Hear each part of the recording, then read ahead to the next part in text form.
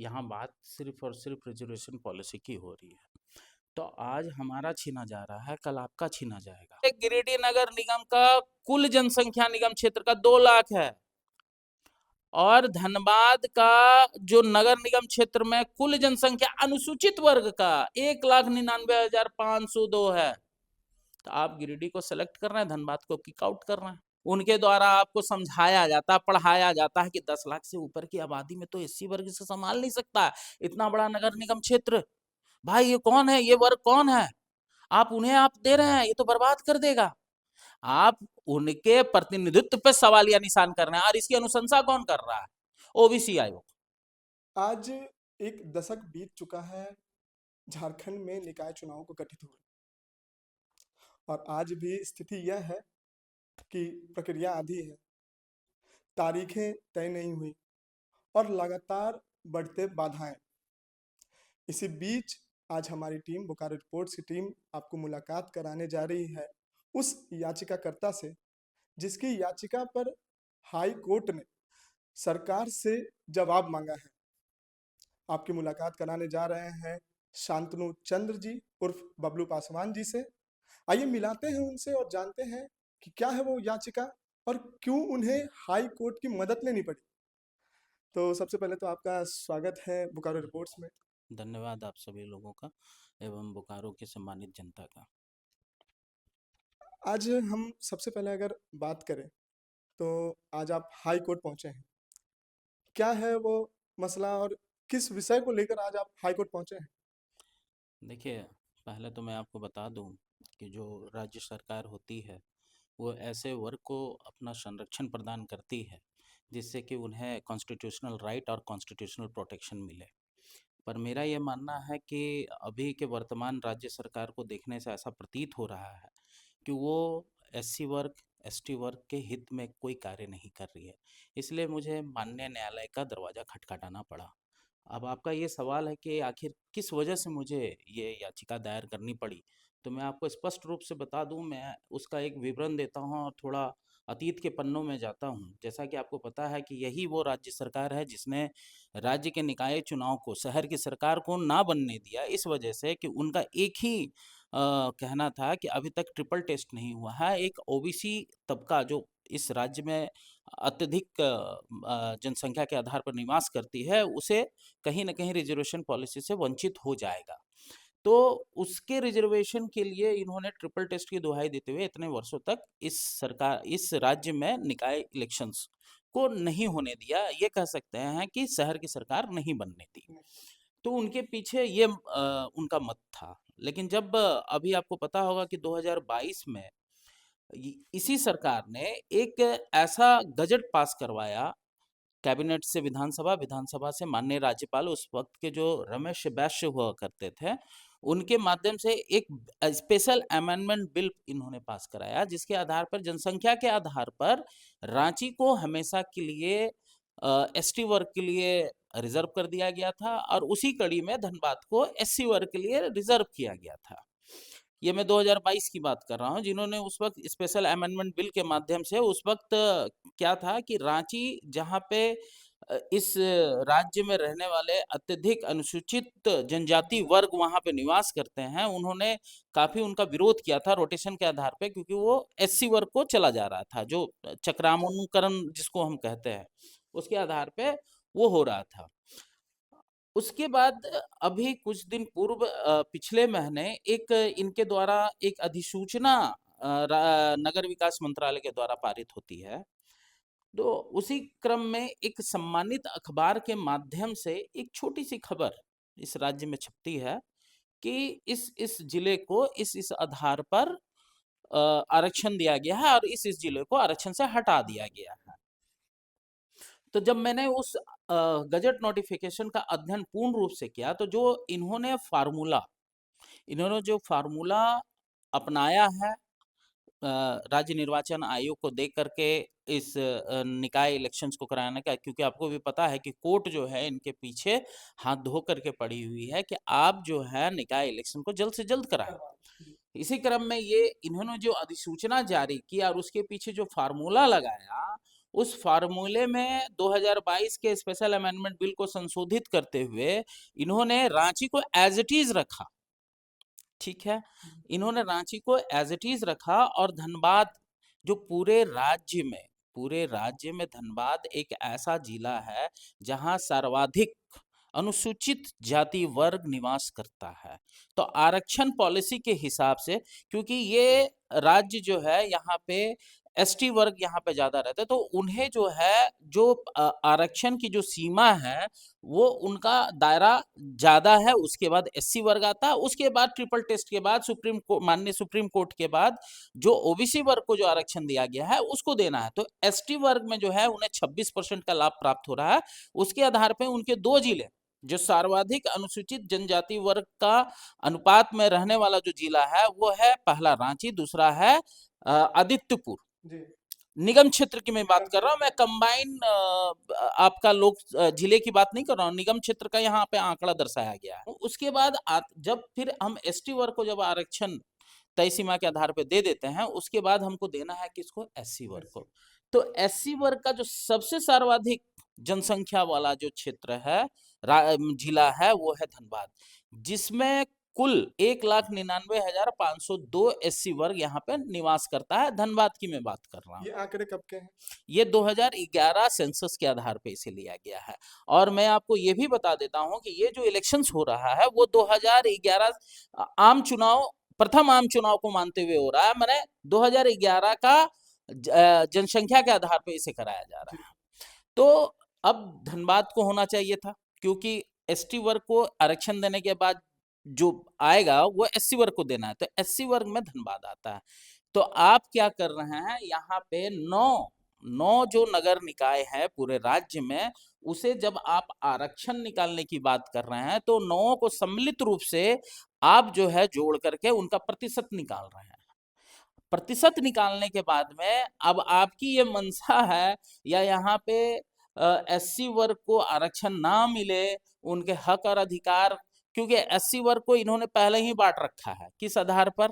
इस आधार पर कि 1932 और 1932 के बाद वाले, यहाँ पे दो वर्ग हो गया एससी का। 32 वाले जो एससी हैं, जो यहाँ के मूल निवासी हैं, वो अपने आप को यहाँ माइनॉरिटी मानते हैं कि भाई हम तो यहाँ अल्पसंख्यक हैं। हमारा एक आपको मैं एग्जाम्पल दे रहा हूं, मैं ऐसा नहीं करना चाह रहा हूं। और 32 के बाद वाले जो उनको लगता है कि भैया हम तो यहाँ पे रहते हैं, हम शेड्यूल कास्ट हैं जरूर, पर राज्य सरकार के तरफ से हमें कोई अपना अधिकार नहीं दिया जाता है, हमें गिनती में नहीं लिया जाता है, तो हम क्यों हो हंगामा करें, क्यों हो हल्ला करें। लेकिन फिर भी यहाँ बात हो रही है पूरे एससी वर्ग के अधिकार की, जिसकी लड़ाई में लड़ रहा हूं। ये वंचित किया जा रहा, अगर यही रहा हिसाब अगर तो। हम इसके बारे में और बात करें कि अगर धनबाद को एससी सीट ना घोषित करके अनरिजर्व रखा जाता है, तो क्या है इसके परिणाम स्वरूप हम क्या देख सकते हैं? हाँ, परिणाम स्वरूप आप ये देख सकते हैं, क्योंकि रोटेशन सिद्धांत और रोटेशन पॉलिसी तो इस सरकार ने लॉक कर दिया, बंद कर दिया है। ठीक है, जिसके आधार पर लग रहा था कि जनसंख्या के अवरोही क्रम में एससी वर्ग यहाँ प्रतिनिधित्व करेगा निकाय इलेक्शंस का, नगर निगम का। आपको पता होना चाहिए कि धनबाद जिला के गठन होने के बाद आज तक कभी कोई सांसद यहाँ पे एससी वर्ग का नहीं हुआ, कभी कोई विधायक यहाँ एससी वर्ग का नहीं हुआ, कभी कोई महापौर यहाँ एससी वर्ग का नहीं हुआ, कभी कोई यहाँ जिला परिषद का अध्यक्ष या फिर कोई भी ऐसा जिसमें प्रतिनिधित्व के दृष्टिकोण से एससी वर्ग को वहां पे जाना जाया जा सके, ऐसा कभी भी अवसर प्राप्त नहीं हुआ। यह पहला बार अवसर इन्हें प्राप्त हुआ था। एससी वर्ग ने कभी नहीं कहा कि भैया आप हमें सीट दो, हमें तो कभी मिला नहीं, हक और अधिकार की तो बात में हम कर नहीं रहे थे। आपने बिल पास किया, आपने हमें मौका दिया, आपने हमारे पूरे समुदाय को ये कहा कि चलो अब तो अवसर मिला कि अपने आप को भी दिखाने का। और मैं सबसे बड़ी बात, आपने तो ये बात कह दी, लेकिन जो तथ्य इस राज्य सरकार के द्वारा रखा गया है वो ओबीसी आयोग की अनुशंसा पे कर रहा है। और ओबीसी आयोग जब इसी अनुशंसा कर रहा है तो वो जो मापदंड बना रहा है उसके पीछे वो दे रहा है कि 10 लाख से ऊपर की आबादी को प्रबंधन के दृष्टिकोण से पृथक करने की आवश्यकता है। 10 लाख से आबादी, मतलब कि आपको भी पता था कि 2022 अमेंडमेंट बिल के हिसाब से यहाँ तो धनबाद आपका एससी वर्ग के लिए रिजर्व हो गया है। अब आप क्या कर रहे हैं कि भैया आपके मन में फिर अचानक ख्याल आता है, सवाल आता है, या आपके इर्द गिर्द रहने वाले जो रहनुमा लोग हैं उनके द्वारा आपको समझाया जाता है, पढ़ाया जाता है कि 10 लाख से ऊपर की आबादी में तो एससी वर्ग से संभाल नहीं सकता इतना बड़ा नगर निगम क्षेत्र। भाई ये कौन है, ये वर्ग कौन है, आप उन्हें आप दे रहे हैं, ये तो बर्बाद कर देगा। आप उनके प्रतिनिधित्व पे सवालिया निशान कर रहे हैं, और इसकी अनुशंसा कौन कर रहा है? ओबीसी आयोग। आप मेरी बात को समझें, ये जो है राज्य सरकार कहीं ना कहीं हमें एक प्रलोभन देती है, हमें कहती है कि तुम उठो, जागो, बढ़ो, और फिर कहती है नहीं नहीं तुम बैठो, तुम अभी इसके लायक नहीं हो। तो शांतनु चंद्र जी, क्या इससे ये समझा जाए या जनता को ये बताया जाए कि आप डायरेक्ट सरकार से ये सवाल कर रहे हैं कि आप एससी वर्ग के लोगों को इस काबिल नहीं समझते हैं कि 10 लाख की आबादी को वो संभाल पाए? निश्चित रूप से इन्होंने अपने गजट नोटिफिकेशन में लिखा, ये तो उनके द्वारा दिया गया शब्द है, मैं थोड़ी कह रहा हूं। आप पूरे गजट नोटिफिकेशन को पढ़ें और किस आधार पर जो वर्ग बनाया जा रहा है, क्योंकि संविधान के हिसाब से 243 क्यू, जिस याचिका में मैंने माननीय उच्च न्यायाधीश को इस बात से अवगत कराया कि संविधान 243 क्यू में कहता है, जो सुप्रीम लॉ है, इनकी लॉ की मैं बात नहीं कर रहा हूं, मैं सुप्रीम लॉ की बात कर रहा हूं, हमारे देश के संविधान, हमारे देश का कानून की बात कर रहा हूं, कि सुप्रीम लॉ कहता है कि यहाँ पर सिर्फ 3 ही नगर निगम के अंदर वर्ग हैं, नगर निगम, नगर परिषद, नगर पंचायत। लेकिन आपकी ये साफ मंशा दिख रही है कि भैया लात मारो ये एससी वर्ग को। आप इसलिए आप क्या करें, नगर निगम वर्ग क और नगर निगम वर्ग ख का निर्माण कर दे रहे हैं। और सबसे बड़ी बात, आप ये चुनाव जो करवा रहे हैं 2011 प्रथम आम चुनाव को, सेंसस के आधार पर प्रथम आम चुनाव को मानते हुए कर रहे हैं। इसी जनसंख्या के आधार पर पहले के 2 नगर निगम चुनाव हो चुके हैं, उस वक्त वर्ग क और ख क्यों नहीं था? क्योंकि उस वक्त ना एसटी की बात हो रही थी ना एससी की बात हो रही थी। बात अभी जब यहाँ पे एससी को उनके अधिकार से वंचित करने का है, तब अब वर्ग क और वर्ग क ख अंगा में आप पहुंच जा रहे हैं। सरकार अभी तक निकाय चुनाव को गठित कराने में भी असफल रही है, प्रक्रिया आधी रही है, तारीखें आज तक तय नहीं हुई हैं। क्या देखते हैं इसमें आप, कहाँ सरकार की चूक हो रही है या क्या सरकार की मंशा है इसके पीछे? इसके पीछे मैं सिर्फ एक ही शब्द कहूंगा, उनका निजी स्वार्थ, निजी लाभ, उसके अलावा और कुछ नहीं। निजी लाभ को जरा आप बताना चाहेंगे जनता तक क्या? ये तो आप भली भांति जनता समझ रही है ना। शहर की सरकार क्यों नहीं बनने दे रही है? क्योंकि आपको पता है कि ये जनता आज की डेट में, आप किसी भी जनता को कहेंगे कि भैया तुम्हारे जहाँ तुम रह रहे हो, जिस मोहल्ले में तुम रह रहे हो, वहां पे सड़क नहीं बना है, नाली नहीं बना है, स्ट्रीट लाइट नहीं जल रहा है, तुम 4 बार जरा निगम कार्यालय चले जाओ, निगम ऑफिस चले जाओ, वो कितनी बार जाएगी? कितनी बार जाएगी? वो कभी नहीं जाएगी। इसलिए तो उनको पता है, और आपको पता है कि एक निगम कार्यालय में एक नगर आयुक्त होते हैं, उनके नीचे अपर होते हैं, उनके नीचे सहायक होते हैं, उनके नीचे कर्मचारी होते हैं। अब आप सोचिए कि कितना वार्ड है, कितना नगर निकाय है। अब वहां से अगर एक एक जनता अपने एक एक जगह का समस्या लेकर के वहां पहुंचेगा, तो आपको लगता है कि इसका निदान होगा? नहीं। वहां पे जो उस क्षेत्र का प्रतिनिधित्व करते हैं, ऐसे लोग जो जनप्रतिनिधि हैं, उनके माध्यम से अवगत कराया जाता है कि सर ये फलना फलना जगह है, हमारे जगह पे समस्याएं हैं, आप इसे जरा दुरुस्त कीजिए। लेकिन आज भी जनता, झारखंड की जनता को मैं कहना चाहता हूं, वो पूर्ण रूप से अभी भी जागरूक नहीं हुई है, क्योंकि बेसिक नीड्स को ही वो अपना विकास मानती है। सिर्फ और सिर्फ बेसिक नीड्स, बिजली, पानी और सड़क, ये बन गया, हमें लगता वाह वाह, यहाँ तो हमारा जो है विकास हो गया।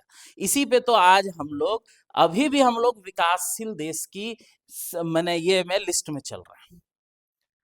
अगर हम अब आपसे बात करें आखिरी में जाने से पहले, आज धनबाद की जनता को या झारखंड की आम जनता को आपके इस याचिका से जुड़ना कितना आवश्यक है, और क्या कहना चाहेंगे आप उन लोगों को जो आज हमें देख रहे हैं कि आज निकाय चुनाव की देरी, प्रक्रिया आदि, साथ में ऐसी बढ़ती बाधाएं और आपका यह याचिका, आज जनता को जुड़ना इससे कितना आवश्यक है? देखिए, मैं आपको बता दूं, यहाँ बात सिर्फ और सिर्फ रिजर्वेशन पॉलिसी की हो रही है। तो आज हमारा छीना जा रहा है, कल आपका छीना जाएगा, परसों किन्हीं और का छीना जाएगा। मतलब कि सीधे तौर पे इस सरकार के द्वारा हक और अधिकार, में रिजर्वेशन की ही बात नहीं कर रहा हूँ, हक और अधिकार की बात कर रहा हूँ। आप कर रहे हैं जनता की, जो बात कर रहे हैं, मैं धनबाद की जनता को ही समस्त, क्योंकि आपको पता होगा कि ये लोकसभा क्षेत्र में धनबाद, बोकारो भी धनबाद से जुड़ा हुआ है।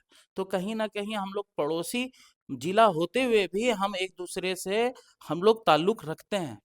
तो यहाँ पे जो आप बात कर रहे हैं कि ये एससी कम्युनिटी एक ऐसा वर्ग है जो सिर्फ और सिर्फ जिसने अपने मताधिकार का प्रयोग करके कईयों जनप्रतिनिधियों को सदन में भेजा, विधानसभा में भेजा, निगम महापौर में भेजा, आपका नगर जिला परिषद में भेजा।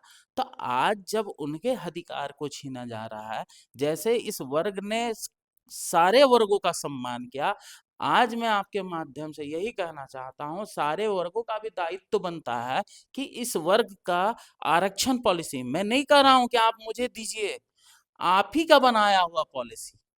आप कहते हैं वार्ड का इलेक्शन जनसंख्या के आधार पर किया जाएगा, जो आरक्षण तय की जाएगी वो जनसंख्या के आधार पर की जाएगी। आप कहते हैं रांची को जनसंख्या के आधार पर एसटी को दिया जाएगा, आदित्यपुर को जनसंख्या के आधार पर एसटी को दिया जाएगा।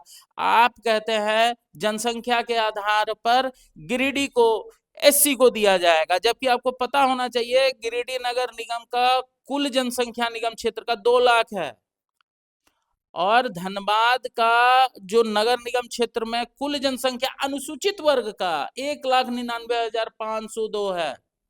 तो आप गिरिडीह को सेलेक्ट कर रहे हैं, धनबाद को किक आउट कर रहे हैं। इसके पीछे क्या तथ्य है? आप कहते हैं जनसंख्या के आधार पर हजारीबाग को दिया जाएगा, आप जनसंख्या के आधार पर सब जगह कर रहे हैं, और एक तरफ जो है आप धनबाद को उसी जनसंख्या के आधार पर आपको वंचित कर दे रहे हैं। तो मैं पूरे राज्य की जनता से, क्योंकि ये आरक्षण पॉलिसी किसी भी वर्ग की मैं बात कर रहा हूँ, ये आरक्षण पॉलिसी को छेड़छाड़ किया जा रहा है।